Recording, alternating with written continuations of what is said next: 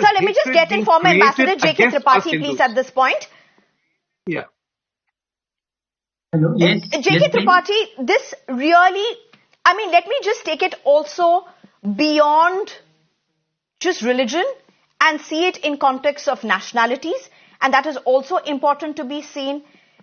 We're looking at numbers that are record high. And this is, of course, reason to celebrate. These are not numbers that are being offered at free. These are students that are excellent at what they're doing. They have earned their admissions as they go into US with a big American dream. It's been a true tale for so many Indians and so many nationalities across the world.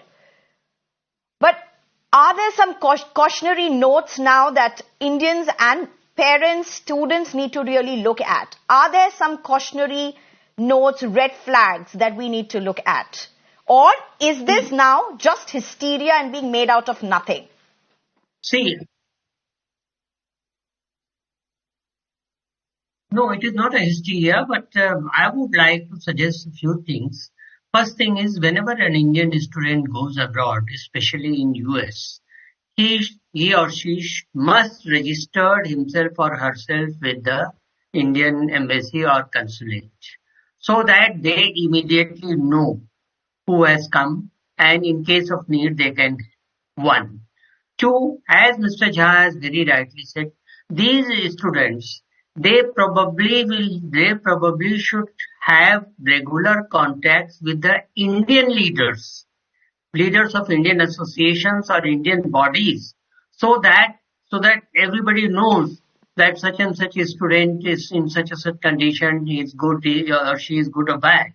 So, and of course, student unions and university security people, as Mrs. Manju Sharma has said, that there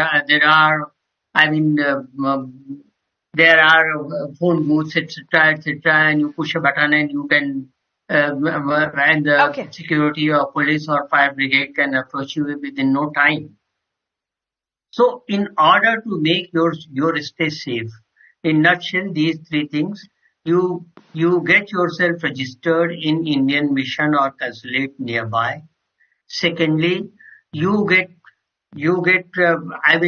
keep in touch with the university security authorities. And thirdly, and perhaps the most important, you keep a close contact with the Indian associations there and leaders of the associations, especially those who are in the politics, because that will enable you to immediately contact those people and rush the help.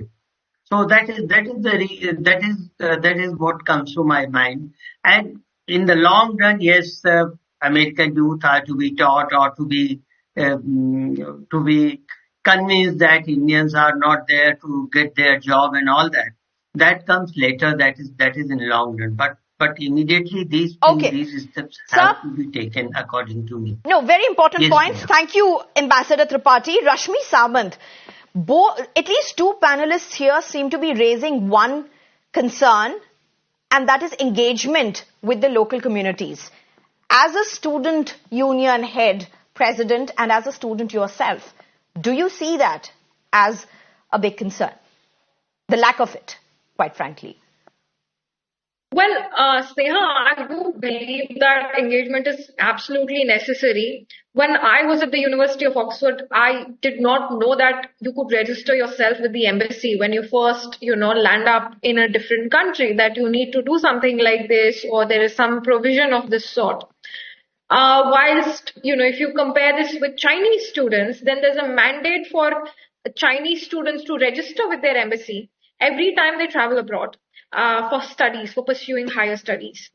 But the situation has changed now, 3-4 years down the line, it has changed, and the foreign ministry is evolving that way, giving in more diktats for what the embassy is supposed to do overseas, and the kind of charge that they need to take in terms of securing the interests of the students abroad.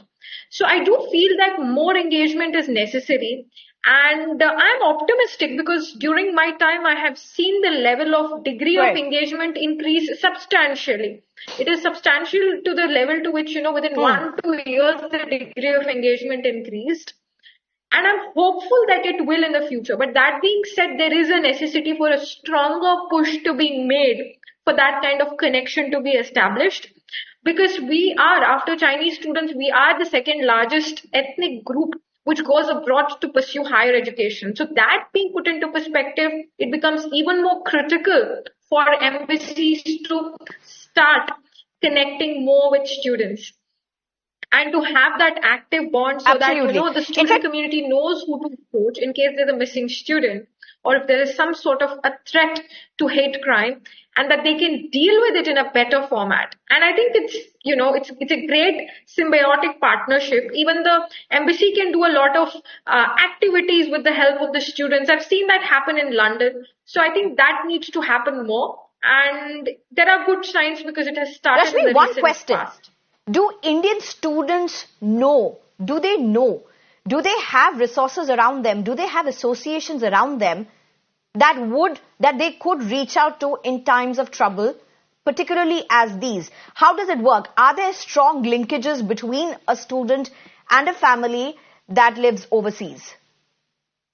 Usually there are, organizations abroad which have existed historically, which have connection to India and to certain communities as well. I think religious communities do become an important part of what organization you belong to. I remember when I was a student in Oxford, many students used to go to a certain temple and they would be associated with it, be it the ISKCON, be it the Swaminarayan Mandir, and there would be a community around them as a result of that. Then there was a National Hindu Students Forum. Then there was the Hindu HSS. There was the Hindu Swayamsevak Sangh, and there were a lot of such organizations which existed. And such organizations exist on a religious basis for all religions. And I've seen students participate and become a part of that and have that community. And is it only religious? Are there also other socio-cultural groups that are beyond religion? Yes, there are linguistic groups as well. One of the largest groups which was around me was the Kannada And that's perhaps Association. important to mention as well. Yes, I come from Karnataka. Kaho was around me. So there are these linguistic associations as well. Kannada, Telugu, and different languages, different regions. So there are these communities. But it's the prerogative of the student to reach out to them. It is not a end-to-end basis that if you go abroad, you will inherently become a part of any of these. So I think more greasing is required so that every student ends up becoming a part of one of these organizations by default, so that they have a default cover, which does not exist right now. Few students out of their own interest then do become part